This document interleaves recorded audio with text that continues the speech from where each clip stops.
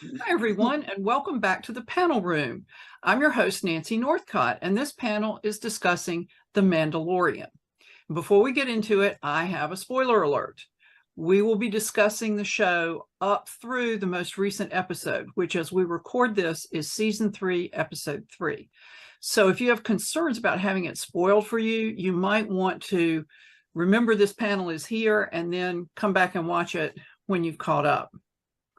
And I'd like to start with having everyone introduce themselves, tell us a little about themselves, and tell us at what point in the story did you first watch The Mandalorian? And Wendy, we'll start with you.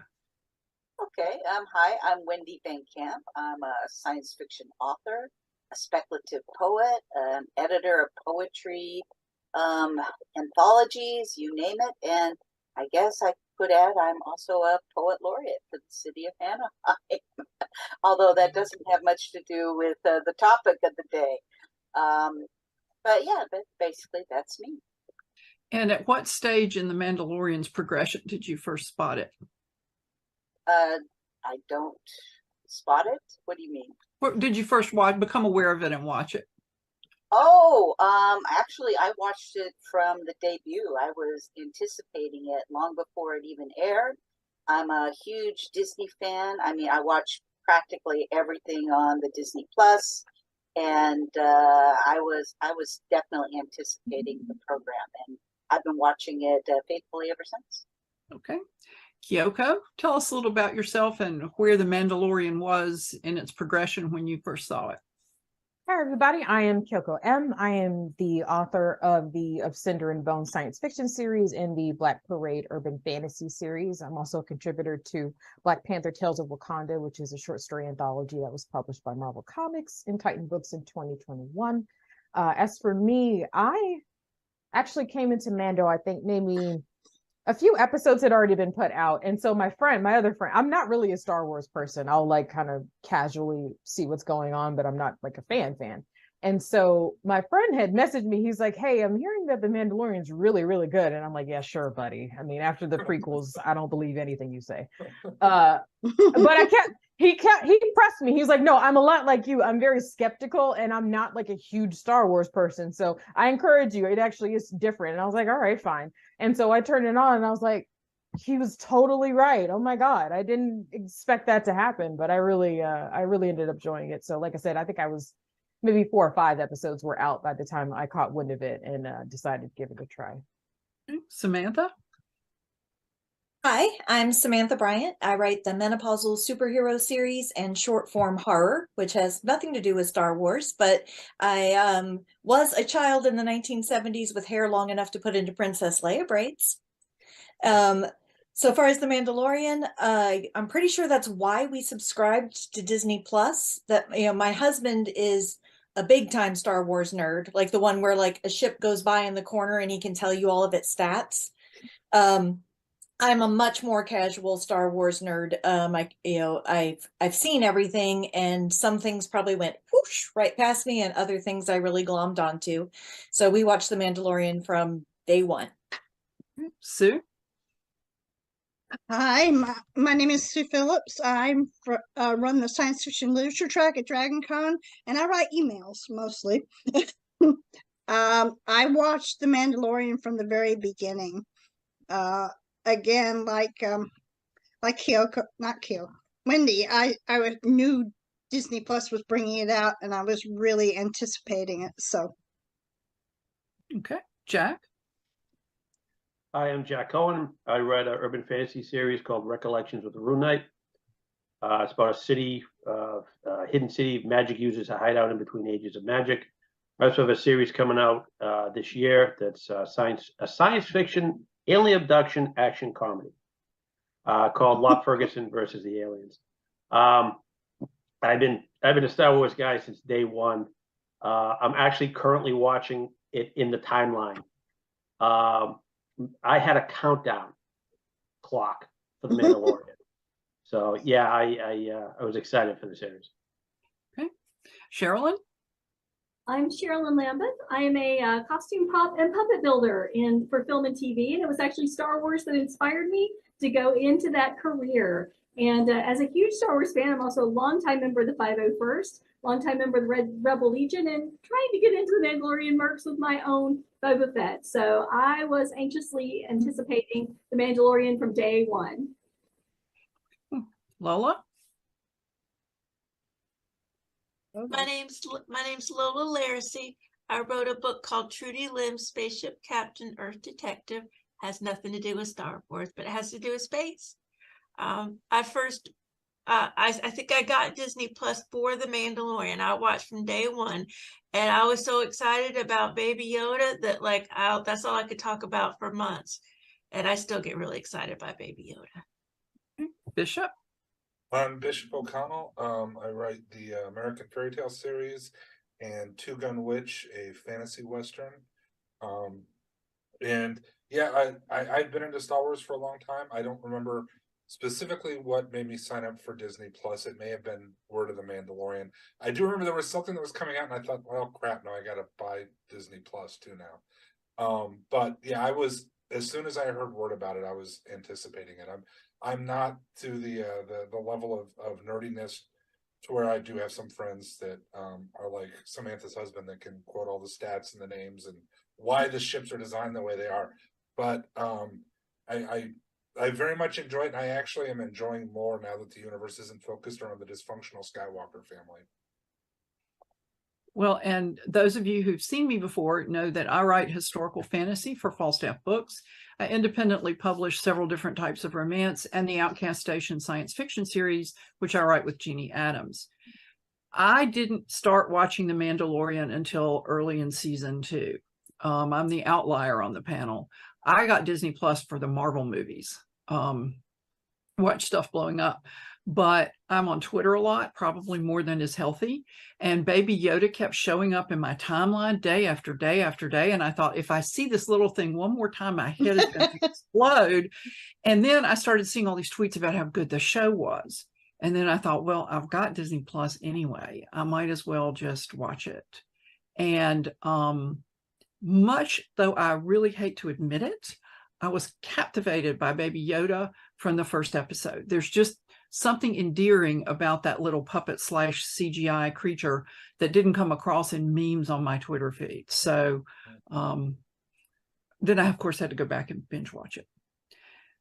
So we've kind of talked a little bit about how we got into it, but what do you think it adds in terms of the Star Wars universe? Kyoko, will you start?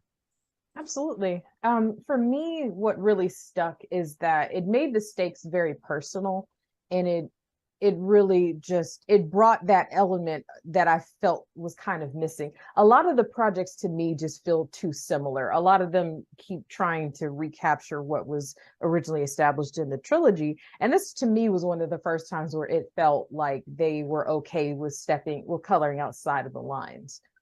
Especially with it being a space western. So I'm a huge fan of things like Cowboy Bebop and other types of pseudo westerns. Like earlier, I actually mentioned to these people on the panel that I'm a big fan of the show Justified that stars Timothy Olyphant, and that is kind of like an updated western. And so I'm not really a western person, but putting it in that context, I think adds a lot of really interesting dimensions to it. And so, like I said, I just like seeing kind of the dirty underbelly of the Star Wars universe. It wasn't really heavily, at least in the first season, wasn't heavily relying on nods to other things. They would be in the background, but it wasn't in the forefront. There wasn't, someone reminding you every 2 seconds that Darth Vader built C-3PO, stuff like that. It was all in the background. Any of the connections were in the background, and all of it was solely focused on his story and Baby Yoda's story. And so I think that's really what drew me to it, is that it pulled away from the really huge stakes and just made them very small, but very personal and very important to the characters. Samantha? Similarly, I liked it for its feel of being smaller scale, that we focused on very character focused and personal, and not trying to be a sweeping epic 7-generation story, but just a story about this guy. And he was a very interesting guy in a very interesting world. And I also really enjoyed how it leaned into the Western vibes of the genre, which is been there in Star Wars across all of it I've ever watched, because we're talking about frontier life of different kinds. But the Mandalorian leaned in hard, and it really, really worked. Okay. Sue? Similarly, I like the fact that it shows us a different part of the Star Wars universe, not the big things, not the main characters, not exploding Death Stars, but more, like they said, more personal, more character driven. That's what really drew me to it more. Okay. Jack? I liked it that the characters were, everyday individuals. They weren't Jedi. They weren't ruling the galaxy. This, it's a guy that had to scrounge up money to go to the mechanic to get his ride fixed. I think we've all been there on that one. And he had little problems.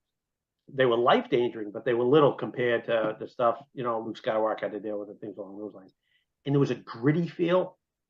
Star Wars has always been good with kind of gritty, Star Trek was always very clean. Star Wars kind of had a dirty, the equipment's used feel, but this series really hammers that home, and it's just fantastic.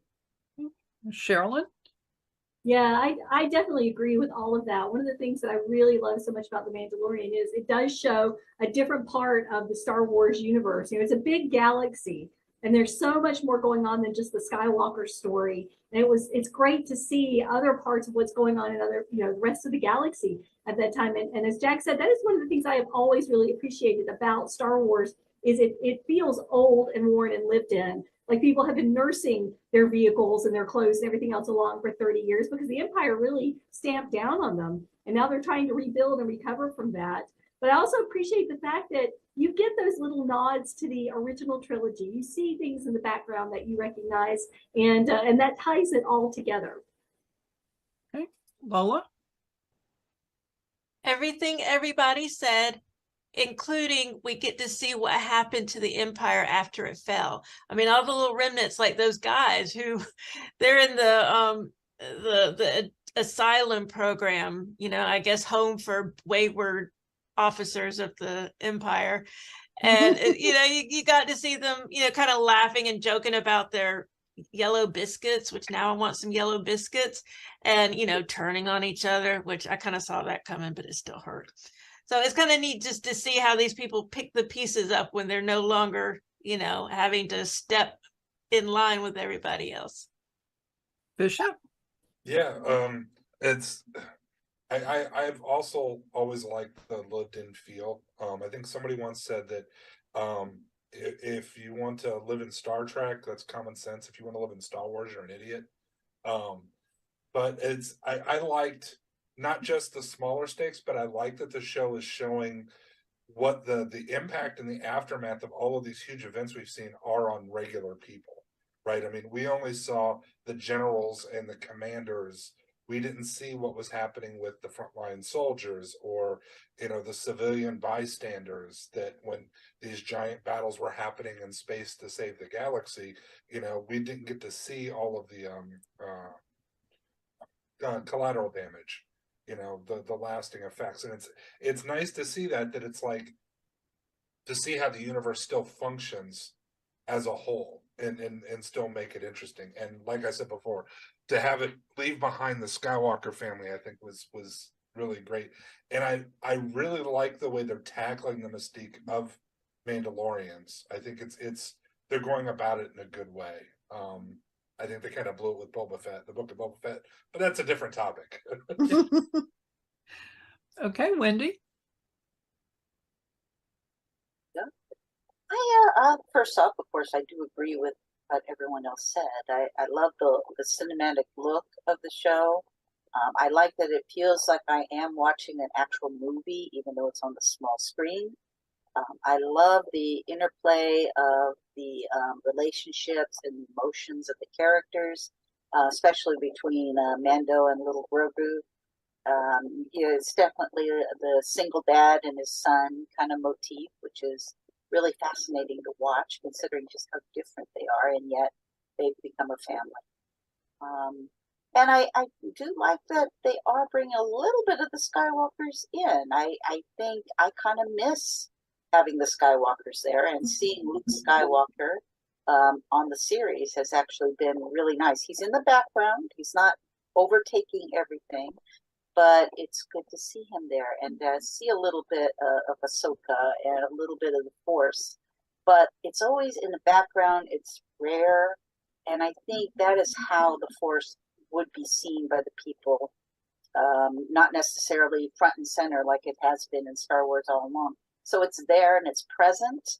And it is almost like a religion because most people don't see Force users on the day-to-day, but it's nice when it pops up. It's almost like a pleasant surprise. So I kind of like that effect in The Mandalorian, that it makes the Force a little more special in a way. It's just definitely a different feel. Each director that comes in has a different style, which I appreciate.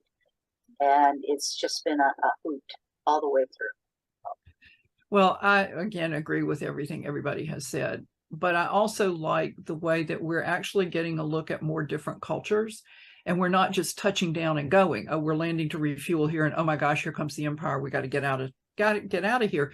We really spend some time with these cultural groups. The Sand People felt much more fleshed out to me than they ever did when I was watching the movies.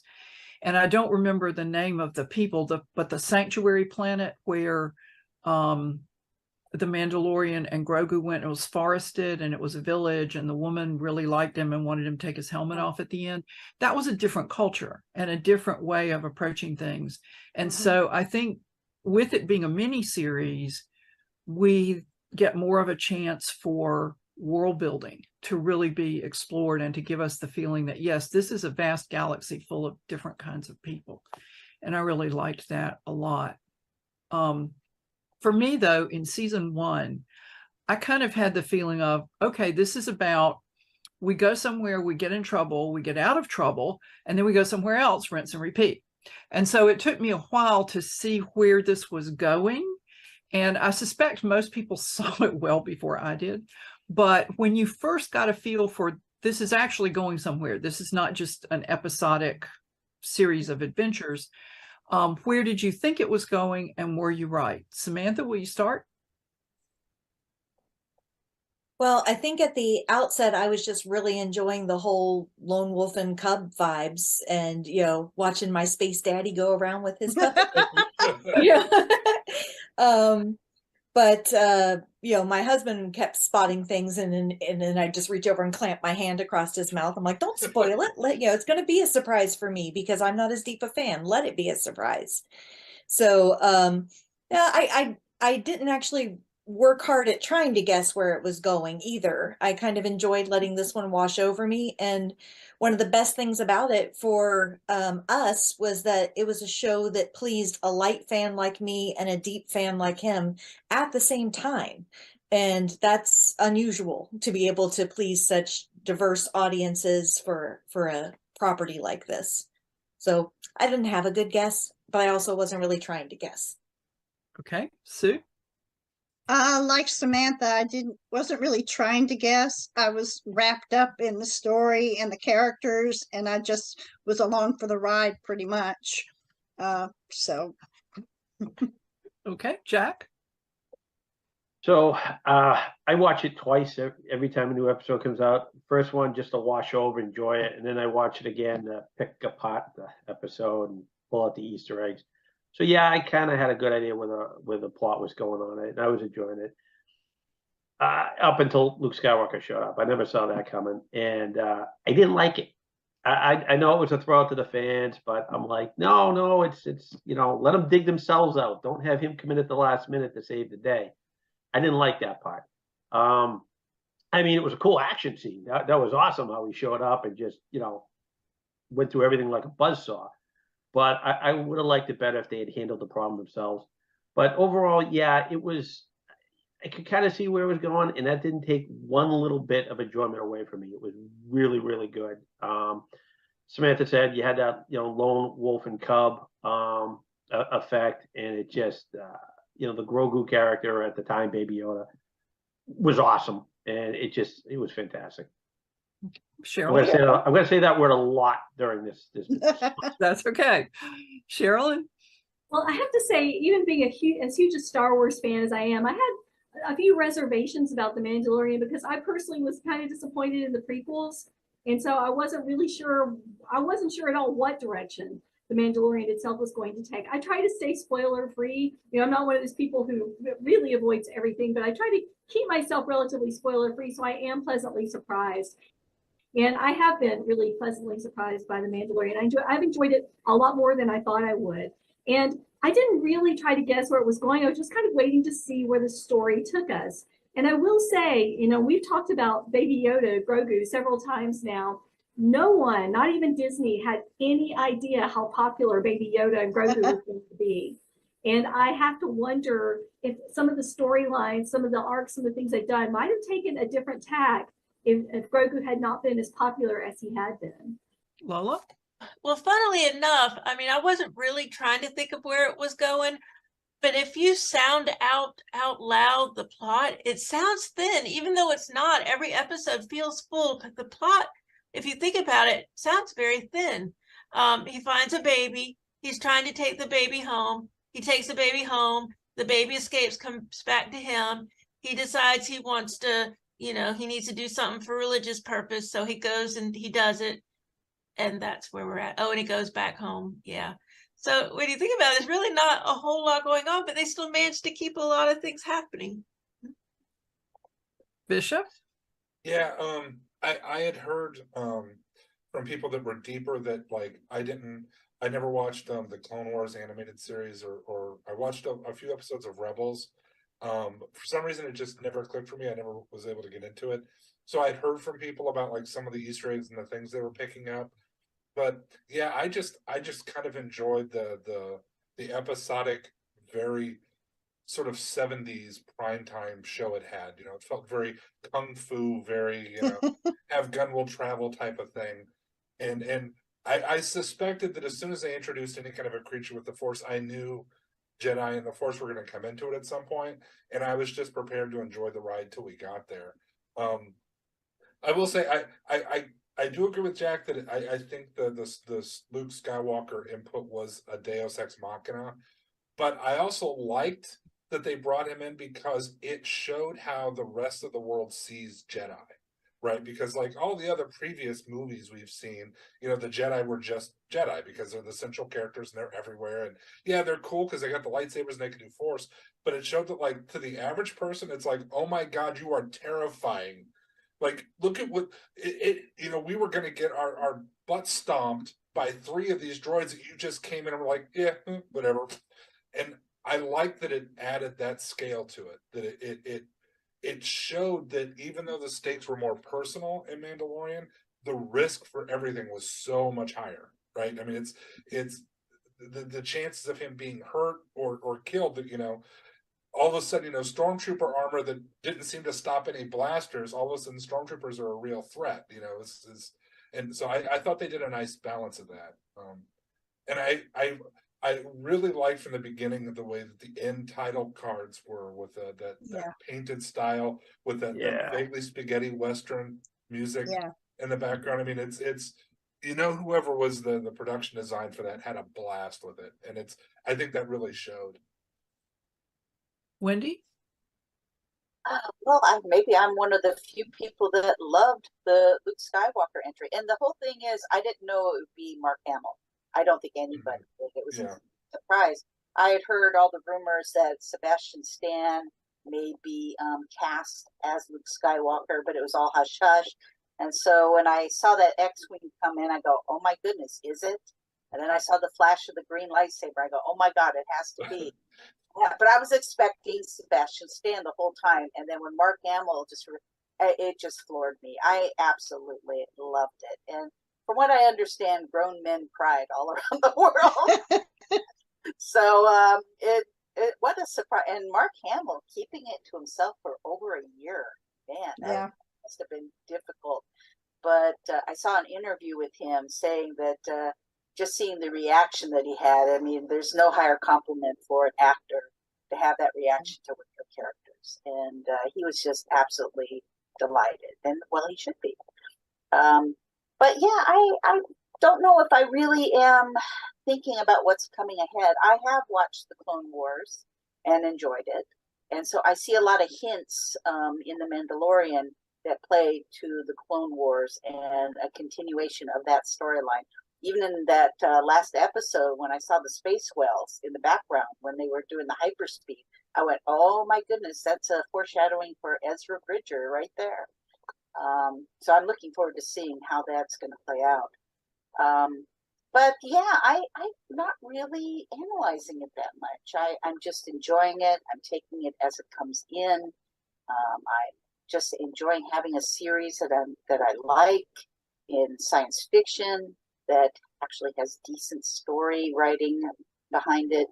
And I'm just going to take it as it comes and just enjoy and savor every. Kyoko? So for me, I think the first season's direction was very clear to me, and I kind of saw the things that were going to happen, and I was really glad about them. I was looking forward to seeing the change in him of like only having to worry about himself and then having to care for this little small creature and all the different things that came with that, and then seeing him develop past his hatred for droids, which was very understandable. But I think 2 and 3, I might be the black sheep of the group. I'm not sure because I'm not crazy about 2, and I'm still not sure about 3, just because what I liked about the first season was that it was self-contained and all the references were in the background. Well, they pulled them all to the forefront. So like he said, the Deus Ex Machina with Luke, I remember sitting there just being highly annoyed by it. Not that it wasn't good and it wasn't well filmed, but yeah, it was literally a Deus Ex Machina. There was no way other than, oh, the Force, which is what people say when they can't explain something. They just say, oh, the Force. And I wanted it to be that, I think maybe as somebody who writes stories, maybe that was why it frustrated me that he just came and saved them all. Because I was like, I need you to earn this as a character. I need you to fight. And, even if you lose, that's okay too. I mean, everybody loses at some point, but that's what I really wanted out of them. And it was just like, nope, he just sweeps in and saves the day. And then that's it. So I guess moving forward, I think that if they can focus in the right areas, or at least kind of get back to it just being about the development between that relationship and how it affects the rest of what he's going to do as a mercenary, I think I'd be more pleased with that. I didn't watch Rebels. I didn't watch Clone Wars. So a lot of the second season was completely lost on me, but it's just how that goes. But I think I liked the finale the most out of that first season. I really thought it was solid. It kind of like brought everything together and hit that really good emotional beat. So imagine my surprise when they're like, oh, by the way, it just blew up the bottom half of the robot. He's fine. I was like, so we went through all of this agony of him sacrificing himself, and you guys just went, oh, by the way, his entire upper half survived. I was like, okay, fine. I just kind of threw my hands with the bomb, no less. Yeah, I was just like, why did we make this a whole thing and just go, oh, by the way, I can just rebuild him? What? I wasn't nuts about that, but we'll move on. Well, while we're talking about Luke Skywalker and his entrance, how did you feel about CGI Luke Skywalker as compared to if you saw Rogue One's CGI Carrie Fisher? Sue, will you start? Sure. I liked CGI Carrie Fisher. I thought it worked really well, and if I hadn't known she had left us, I would have thought it was her. CGI Mark Hamill was a little bit off to me. Like Wendy, I loved having Luke come in at that point. I really, really did. But I thought he looked a little not quite right. And I don't know if that's because it was a television, smaller, scale or what, but it just felt a little bit off to me. Okay, Jack? I didn't mind it. I have a tendency, suspending disbelief when watching shows. So if something's not quite right, I just kind of let it go. If you look at the actress that they CGI'd Princess Leia over, she looks a lot like her, except for the hair color. So I think that was also part of how that was so good. The Mark Hamill one did seem a little stiff, but I don't know if that was a CGI or they were trying to portray him as, the full Jedi Knight, and he's very deliberative in his movements and things along those lines, and poker face. I thought they were both fine. I even liked the Tarkin one. I didn't think that was bad. And I know a lot of people had issues with it. Okay. Cheralyn? Yeah, actually, I'm kind of the opposite of Sue and Jack. I thought Luke actually looked better than the Princess Leia CGI that they had done.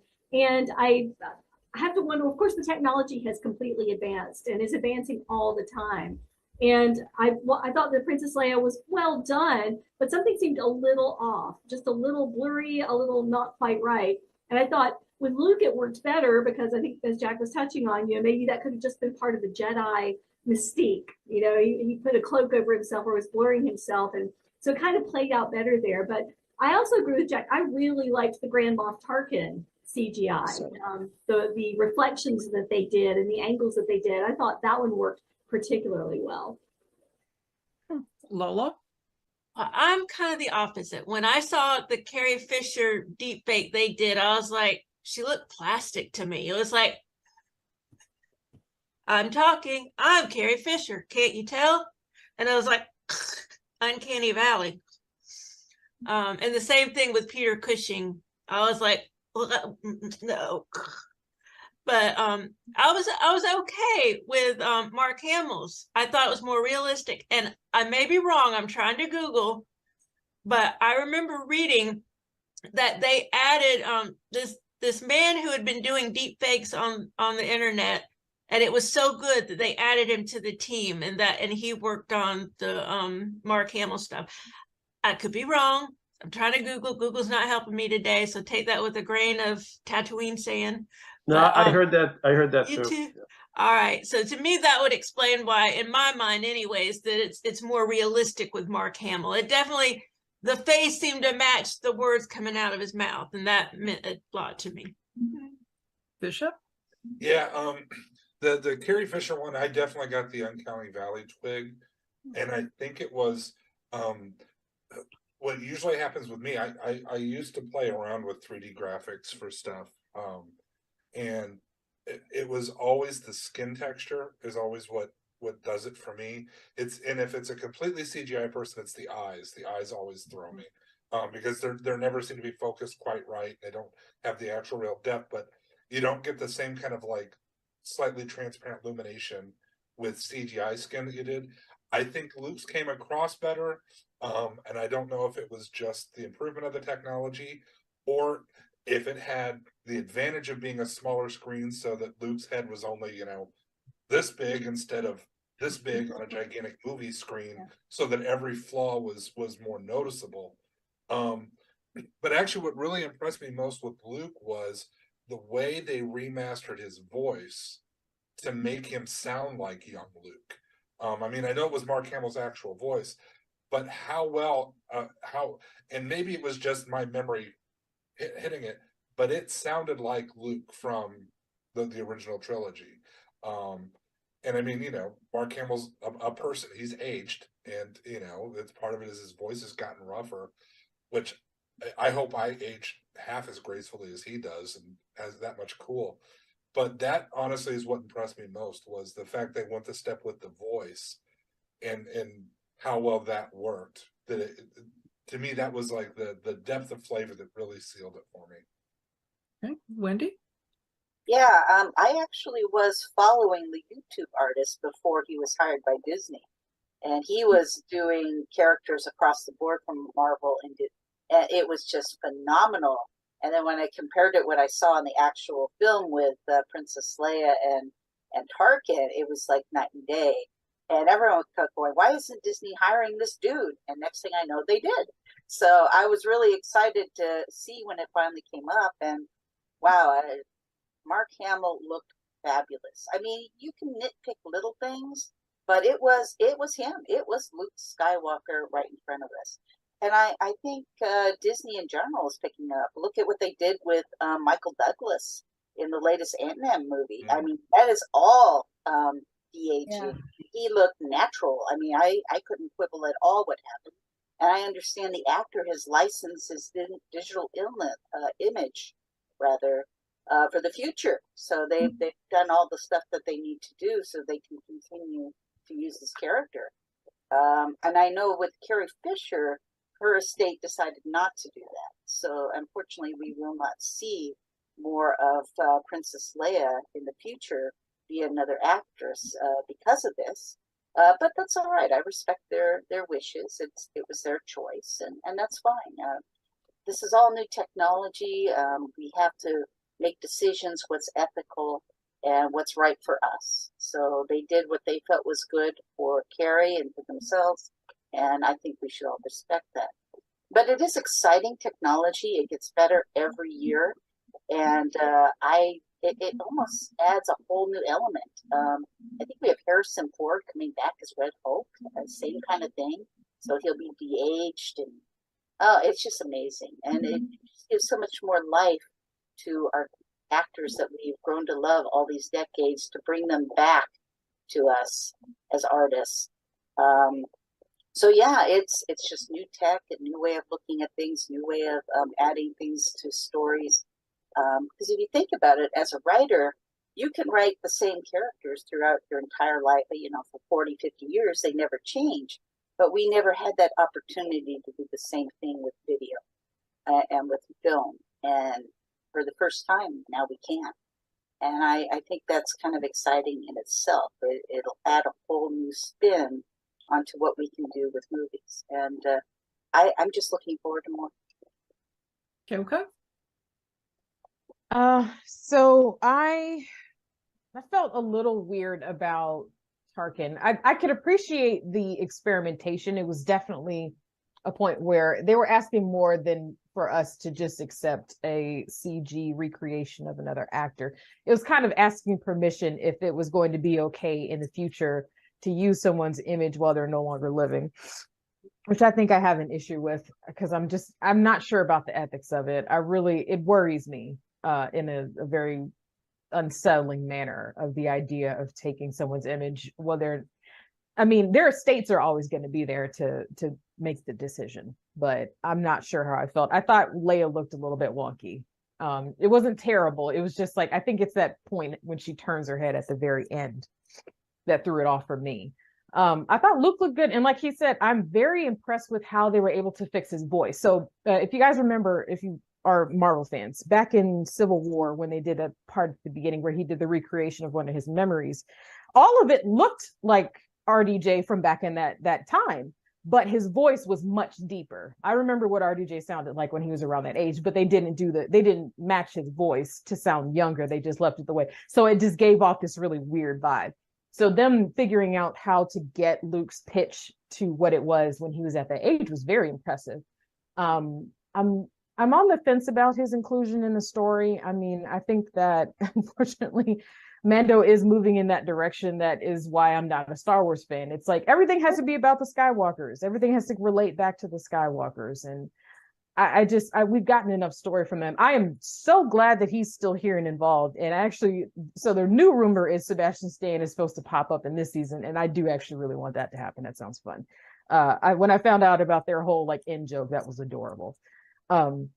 But at the same time, it really, to me, it's taking too much away from Mando, especially in that second season. Everything is a reference to Clone Wars, Rebels, or something else, and it's not centrally focused on him. And so I think that moving forward, they need to kind of make a decision about how far we're willing to go reinventing a character who's no longer with us, just because it can really lead to some scary places. So for example, that announcement they had some months ago where they were like, we're going to make a Mufasa prequel. And I was like, okay, did you hear yourself, Disney?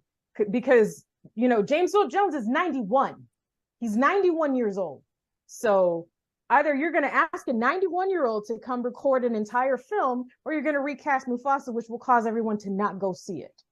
And so that's what I say when I'm troubled by the idea of, them either licensing out their image or voice or that kind of stuff. he actually did So license he has done that. Yes, though. I did see he did that. Yes, and Yeah. so that's why I'm still in this place of like, of everybody to give a prequel, why did you pick Mufasa? I am genuinely baffled by the decision, because even if they end up like, I don't know, are they going to try to AI the entire thing? Is he going to record it, or are they going to hire a new act? I don't get it. So yeah, those are all my concerns. Okay, Samantha. So I think CGI human characters benefit from brevity on the screen, because the longer they're on the screen, the weirder it gets. And you know, and I definitely appreciate the art of it. Like when you compare, like I think some of the worst recent human CGI I saw was Aquaman. Did you guys see Aquaman? Where they're tried to, it's a terrible but fun, in my opinion. But his parents, we are in the movie being played by middle-aged people who are also playing the younger versions of themselves, and the CGI on his dad was terrible. It, you know, and not much better on his mom. So, you know, it can be really, really, really bad. And none of these were that bad. Not even Tarkin, which, you know, was long enough ago. But yeah, something's a little off about their eyes. Things don't move quite right. And so I think it works best when they are brief. And like Kyoko, I also had mixed feelings about putting deceased people to work.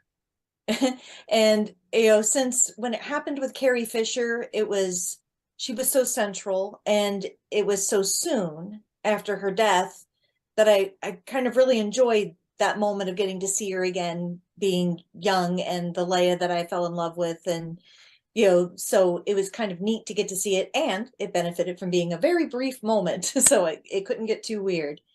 And I don't know. I think I'm with most people that I was, it felt like a majority to me anyway, that we were disappointed that we brought the Skywalkers into the story at all.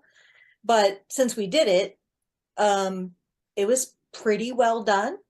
And I hope that's all of it, though. I hope they're not planning to bring them back in.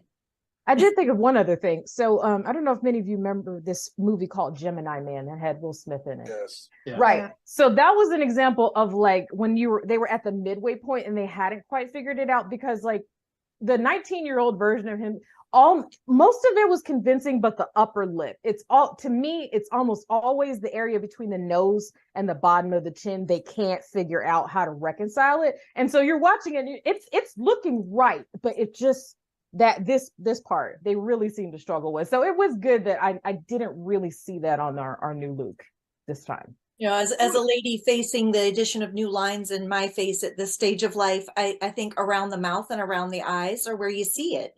And therefore that's where it looks wrong. You know, if we try to CGI me into 19-year-old Samantha, it's going to look funny. Well, and I think also that's a lot of where your facial expression comes from. The part that people read is that part of our faces. I would agree that it should be brief.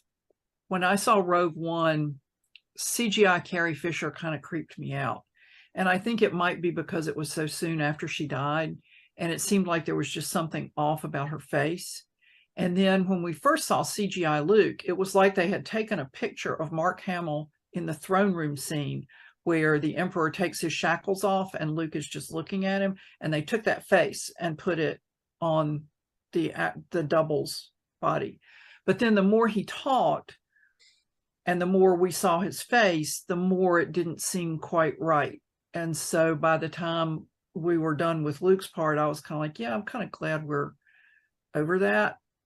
And I was really expecting another Jedi, and a Jedi we hadn't seen before, to come do this rescue, because Grogu did do that summons for the Jedi on top of the mountaintop. So it made sense that a Jedi would show up, but I was expecting it to be someone else, except I do spend more time than is healthy on Twitter, and I knew what it was going to be once I saw that. But I think for me, it would have been a more dynamic ending had it not been, wow, there's a Jedi here, Superman has arrived, and we'll mop up these bad guys. And so I think that would have been a little bit more satisfying. But then we get the part where the Mandalorian takes off his helmet and says goodbye to Grogu, and I didn't care about the rest of it after that. So you also brought up a really good point, though, I think, in terms of the Deus Ex Machina, because one of the issues, there's too many to count, but one of the issues with the original version of Justice League with Joss Whedon in the wheel, like Superman comes back and absolutely mops the floor with the villains, and you just go, I'm sorry, why did we need these other people when we just needed you? It just made it really undercut the entirety of the story that he just wakes up, he's like, oh, I got this guy, just smacks the crap out of whatever his name is. I forget the bad guy at this point. Steppenwolf. There you go. He just made it look like you were all a bunch of small children, and then the adult walked into the room. So I think he sent Steppenwolf on a magic carpet ride. It was pathetic. I mean, he really just wasted him. It was so sad, and I just felt so bad for all the other heroes. I'm like, why did you even come into work today? You just well, it's the Superman problem. We did. Yes, that's what I was going to say. I think that they And- really don't need to rely on that for Mando. I mean, like I said, if he wants to pop up in a smaller role again, that's fine. But I don't want it to be a whole like, I saved the day. You guys are totally worthless without me. I Well, will. Yeah, sorry. go ahead. I will say this: as much as I didn't like seeing him, the Moff Gideon absolute terror at Yes. realizing the Jedi who walked onto the Death Star and walked out with the Emperor and Darth Vader dead just showed up was fantastic. He's a phenomenal actor, period. Yeah. But that part was awesome. I got to give him credit for that. I mean, he was ready to off himself rather than face Luke Yeah. Skywalker. The other thing I would like to mention that I think they did really, really well. I didn't care for Rogue One. I thought it was just okay. Don't assault me, please. But All right, Bishop? right. So them giving us the flipped POV of what Darth Vader is like to a rebel when he just goes into that hallway and devastated them. I mean, that was genius. I was like, the whole rest of the movie I could leave on the floor. That scene was genius. It was just That's when you saw why the entire galaxy was afraid of yeah, that's what I was gonna say. It wasn't like we didn't feel the dread and the horror of him, but getting to see it in a physical sense, because like I said, a lot of it was all about his reputation and his presence. And so he had some fights and that was great, but that was really cool to flip it on its head. We've never seen it from that perspective before. And just watching him wipe those poor rebels out. Oh my God. And it really brought back from the prequels. I hate sand. That took so much mystique away. That's what I was gonna say. It felt like they knew that his reputation was in tatters because of the prequels, and they were like, okay, so because we have that sand scene, I'm gonna give you something that is a counterweight and cancels it out. Yeah, no, they brought it back. Yeah, absolutely. It was the embodiment of there's a Star Wars comic, I can't remember which one it is, but it's got Darth Vader and he's like surrounded by rebels, and they're like, all right, put down your lightsaber, we've got you surrounded, you're not getting us. He said, the only thing I'm surrounded by is fear and dead men. And it's like, damn. That's Darth Vader. Let's talk a minute That's about why you can have that pucker effect anytime he shows up. well, let's refocus on the Mandalorian, because we could do a whole panel on Darth Vader Yeah. and various appearances of his. But we've been going for a while now. One thing that we haven't touched on is what are our favorite either episodes or bits in the show so far. And I think we should always talk about favorite things when we talk about a show or a book. Jack, will you start? Sure. I would have to say it's the one with Cobb Vance. One is just, I'm like, justified in space. But it was, I mean, this is, The Mandalorian is a space western, right? It absolutely is. And you can see it in a lot of episodes. And that one was, that was perfect. You get the stranger rides into town, meets up with the marshal, there's a problem. I love the fact that it showed, the Tuskens as, more than just a generic, waving the spear in the background. It really brought them more into the forefront as an actual race and people. And, the fact that they teamed up and, they had to fight the dragon, which if we go back to the Jedi, that would have been like 3 lightsabers and we're done. Right. And, they're like, it's, Cobb's like, that's not the skill. No, I think it is. What? They had to band together to overcome it. And I don't know. For some reason, that's my favorite. Okay, Cheralyn.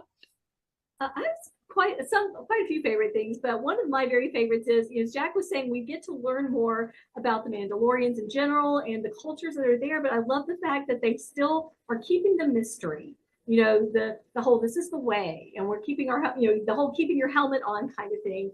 And I love the fact that they're still able to maintain that. But I have to say my very favorite thing, and this is more of an Easter egg than anything else, is the fact that the Mandalorian's rifle is a throwback to the rifle that Boba Fett carried in the Star Wars Holiday Special. And that made me really happy when I first saw that. Okay, Lola. Okay, it's just one scene. It's the scene that set a meme. It's Grogu standing on a dirt road, holding his tea, his big cup of tea, and just looking like he's spilling the tea. He's like, it might as well be popcorn. He might as well be going. And I just love that so much. Bishop. For me, I think you just got to give mad props to Pablo Pascual for how good he was at emoting his character for somebody whose face we almost never saw. And I mean, what he was able to put across, and I think that's why, for me, I think one of my favorite parts was the episode where they're infiltrating the Empire base, and he has to take his helmet off to do the face scan. Never mind how ridiculous it was that apparently all you needed was a face to activate this computer. It doesn't need to be one that was an Empire, whatever. The idea that he had to wrestle with that, and it was, how much does he love this little kid that he's taken in, that he's ready to compromise his entire identity, and all of who he is in order to help this kid. To me, that was like, there was so much character growth and development just in that one little action that I really loved. And again, Pablo's face was so stoic in it, but it's so much Pedro. Thank you. I'm sorry. Pedro's, he was so stoic, but he conveyed so much emotion, even in his stoicism, that like the struggle and the pain of what he was doing. But it's just like, when he did that, I was just like, wow, okay, that was, yeah, it was a really stupid way to do this, but the gesture was really well done. Okay, Wendy. I think I have a favorite character. I know we haven't mentioned her much, but I love the mechanic on Tatooine. Yeah. I mean, she's a single woman running her own business. She's kind of crusty, and she just loves Grogu like an adopted mother. And I think in some ways she serves that in the story. She's always there to nurture him. Maybe a glorified babysitter, if you will, while Mando goes off and does his Mando stuff. But every time she comes on, I have to smile. I just love her. She's just fun. And she has a Jawa kink. Yeah, she does. I know in the Boba Fett series, she had a little bit of a love interest with some dude who's very much beneath her, I would think. But that's okay. That's okay. When you're a single woman, sometimes the options are always there. Yeah, I really loved her, and I really am glad that she seems to be coming back as a semi-regular. It could have been she would be like a one-off during the first season, but she has definitely, I guess she did make an appearance even in the third season, so she's in the background. She doesn't need to be there all the time. It's just she's just kind of this funny counterpoint that comes up that I really enjoy. She kind of establishes a home. Yes. Yeah. Kyoko? I would say my favorite is the one where he went to the planet with the little village with the little blue shrimps that they catch and things like that, because it was such a good showcase of the character and the struggle that he goes through, being alone and wanting to connect with people, but he can only go so far and he can only do so much. And I thought that was a really lovely sentiment. It was kind of a little bit of a breather, but then it still had its own little mini conflict. And I really, really like Cara Dune. I thought that she was written very well, and I just really enjoy that. And I would say the other episode, obviously, because I'm a Justified fan, was the Cobb Vanth episode in season 2, because it was a really good opener. It brought back all of the space Western fun, and same thing, kind of still being a smaller story about a particular conflict, even if it didn't play into the larger tapestry of the story. I just thought it was such a refreshing opener for me, with how everything went. And I'm almost to the point where I'm like, so is Walt Goggins gonna pop up in season 3 at some point?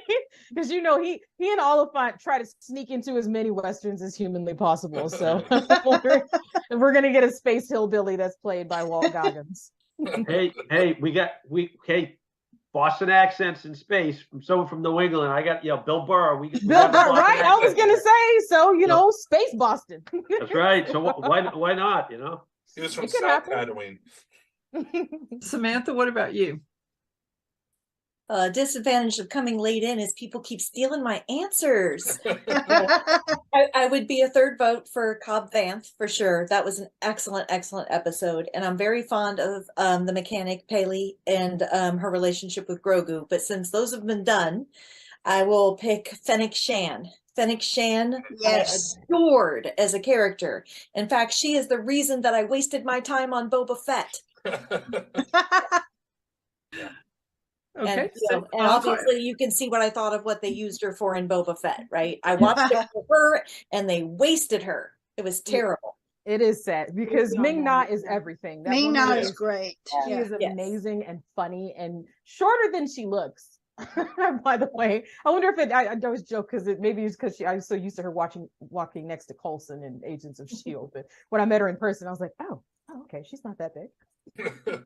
Samantha, size isn't always about your physical size. Oh, absolutely. Oh, yeah. As she has shown us many a time in any fight scene. It was like, it doesn't matter that she's like 2 inches shorter than me. She could wipe the floor with me and I would thank her for it. She will hand you your ass in a Happy Meal box. Yes.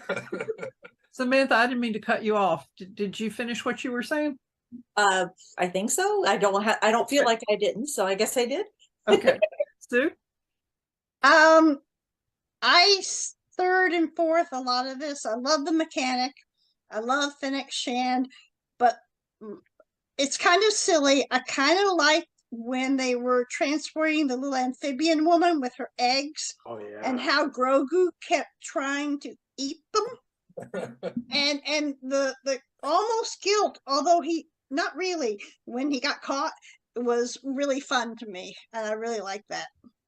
Okay. Before we get off this topic, I don't want to interrupt anybody, but I got one more that I totally forgot about before we're off this topic.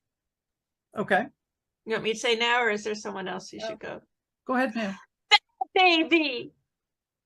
What? Do you remember the little creature with the goggles? The little tiny creature that's this big. I think it was Babu Frick. Yeah, Babu Frick. I think it was like the first or second episode. And I guess Grogu was trying to hug him or something. You say, "Bad baby." That was adorable. Well, I've kind of lost track of where I started. So is there anybody who has not shared their favorites? Anybody want to add anything? Carl Weathers. Yes. Yeah. Love his character. Yes. Yeah. He's great. He's trying to eat me. Yeah. You can tell he has so much fun with that role. Yes, I love that he's like, "Come on, baby, do the hand thing." I was dying. That was a great line. That was really funny. Yeah. I guffawed on that one. They say it's broken. Yeah, I know. And kudos to the droids as always. They always yes. add so much to a Star Wars story. Well, What I really liked about the episode with the frog people was we find this nice warm steam bath and it looks so great and everybody's ready to relax, only it's really not so wonderful. And then my favorite moment in that episode was at the end, after they've been through all this with Grogu wanting to eat the little eggs or larvae or whatever the correct term is. And we're flying into space and he's in the very front and you see his eyes widen and he takes out one and pops it in his mouth.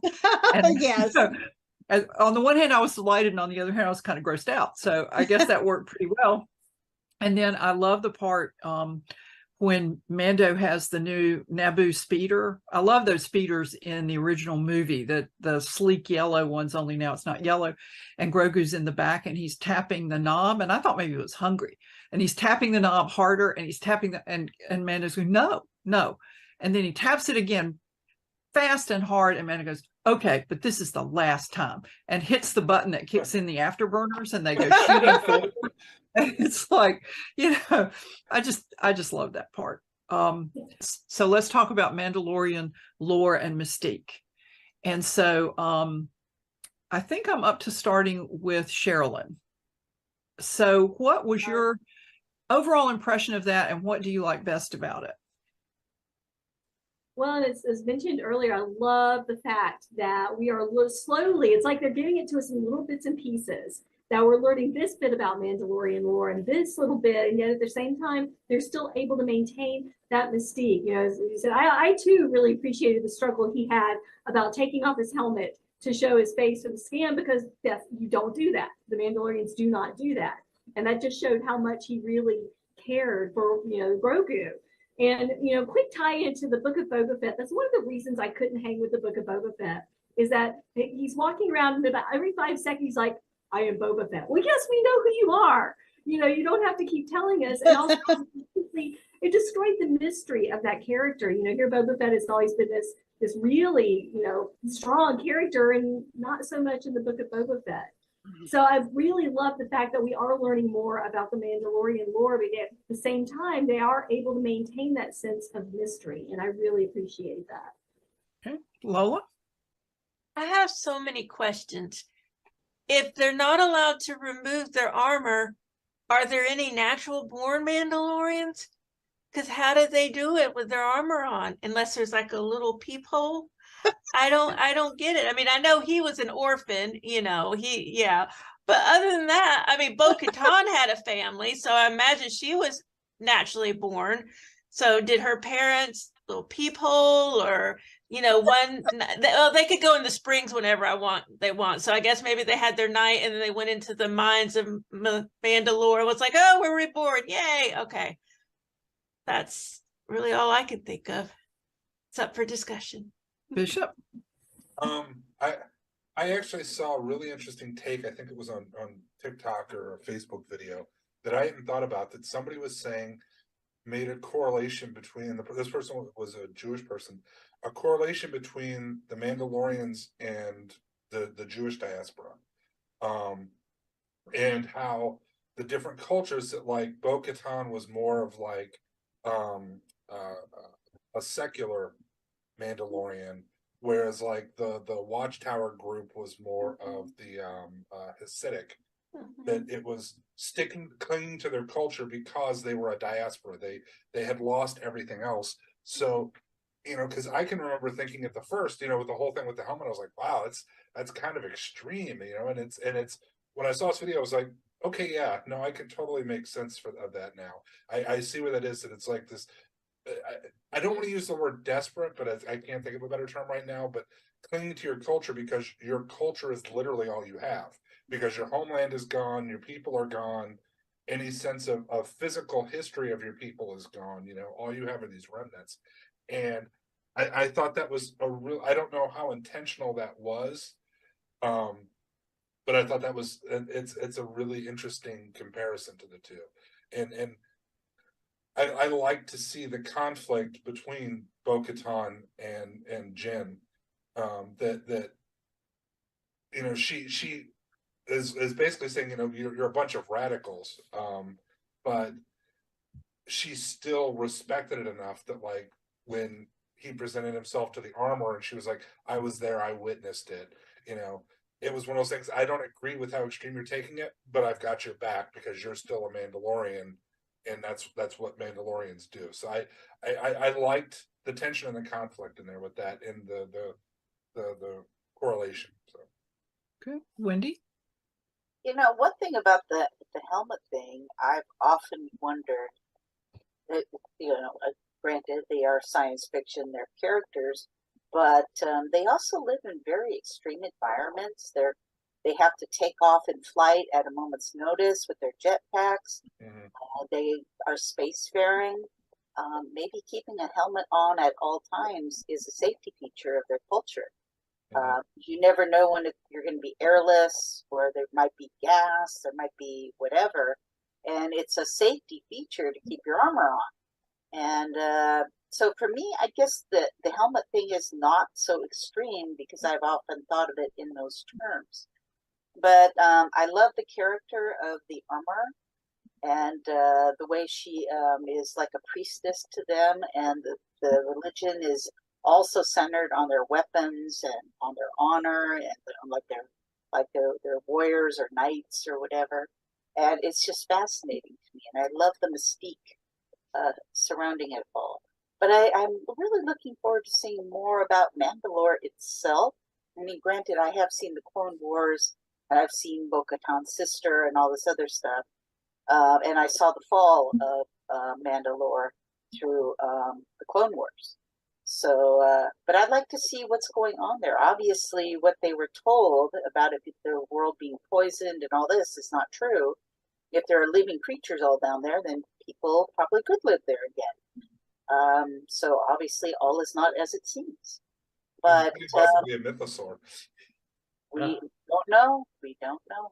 But I actually hadn't thought about the Jewish connection, Bishop. That's a really interesting idea, because as a Jewish person, we really do cloak ourselves in our religion and our history. It's very important. The Jewish people have gone everywhere, and yet they retain that original culture for centuries. And that's how they do it. It's a very family thing. It's a very strong kind of teaching to children from mother to child.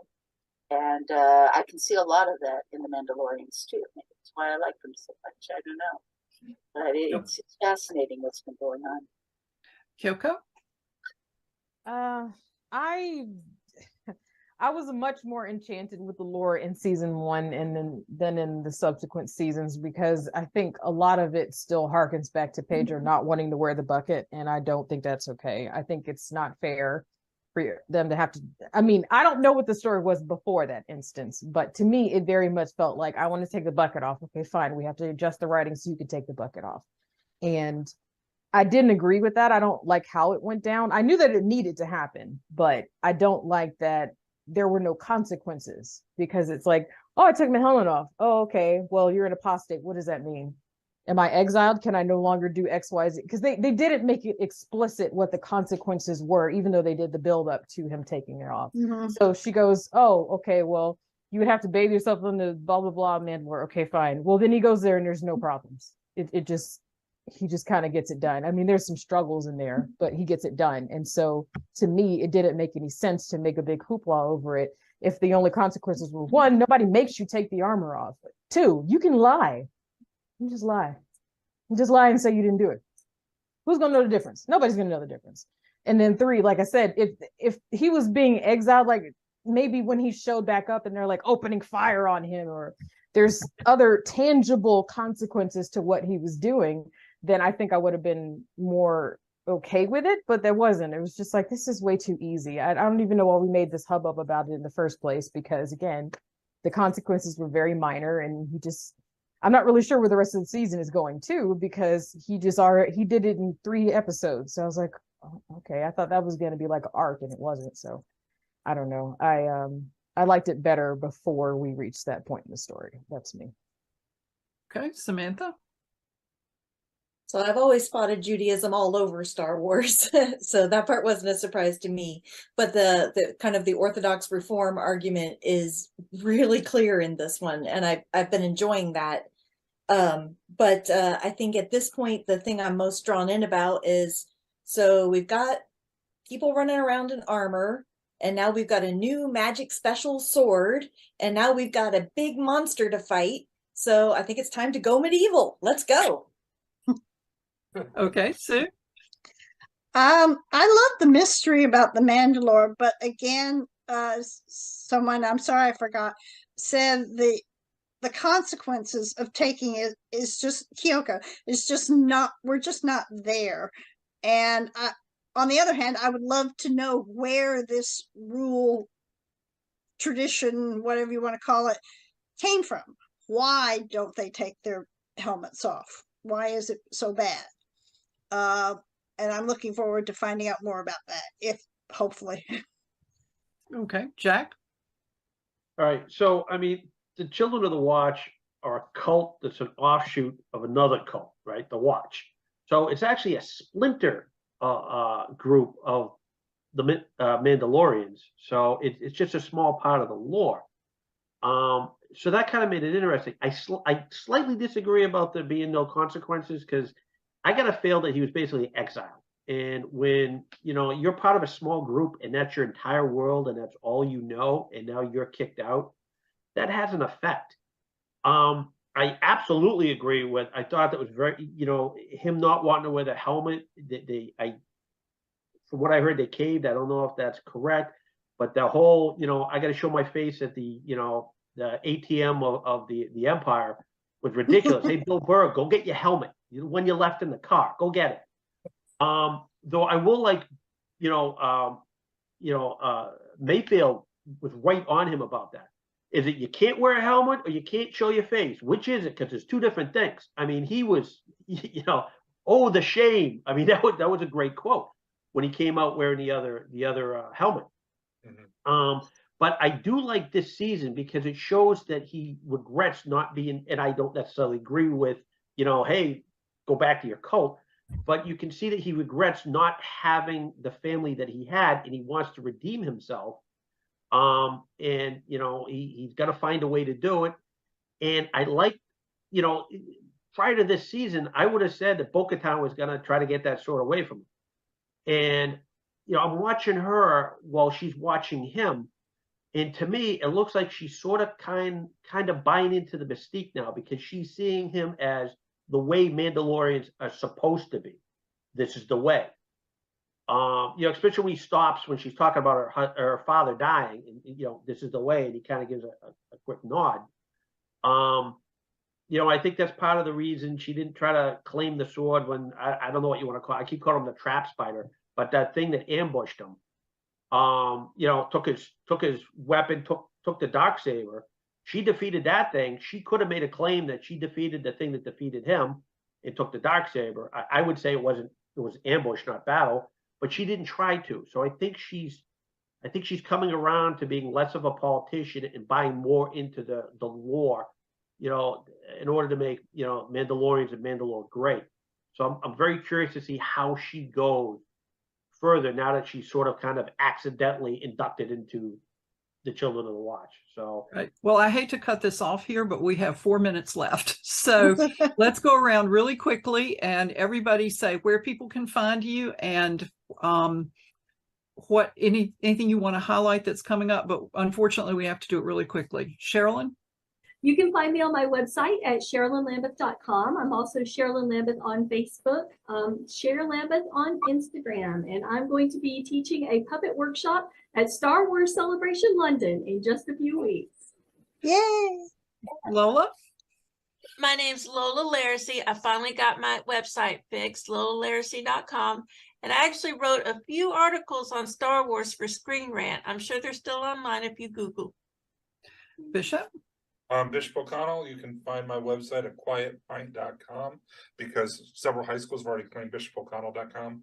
And I am Bishop M. O'Connell on all the various social medias. Okay. Wendy? I'm Wendy Van Camp. I'm the poet laureate for the city of Anaheim. You can find me at wendyvancamp.com. That's WendyVancamp.com.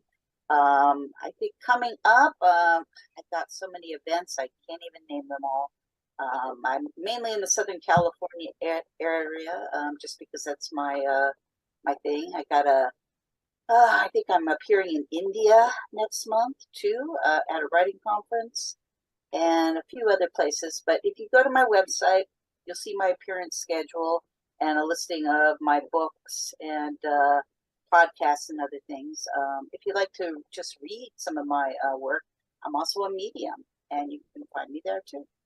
Okay. Anyway, thanks, guys. Kyoko? I'm Kyoko M. You can find all of my work at shewhowritesmonsters.com. I've got a novella that's coming out this summer or early fall, whichever one you count it as. So I'll be working on that. I'll be at Jordan Con in April 21st through the 23rd. If anyone's coming through there, you'll be able to see me. Samantha? You can find me at samanthabryant.com to see about my books, my appearances, or just pictures of my dogs, whatever makes you happy. You can find me on Instagram and Twitter at Samantha B Writer, just the letter B in the middle. Sue? I'm Sue Phillips. I'm the Science Fiction Literature Director at DragonCon. You can find me on Facebook at Sue Phillips or sci-fi lit at dragoncon.org.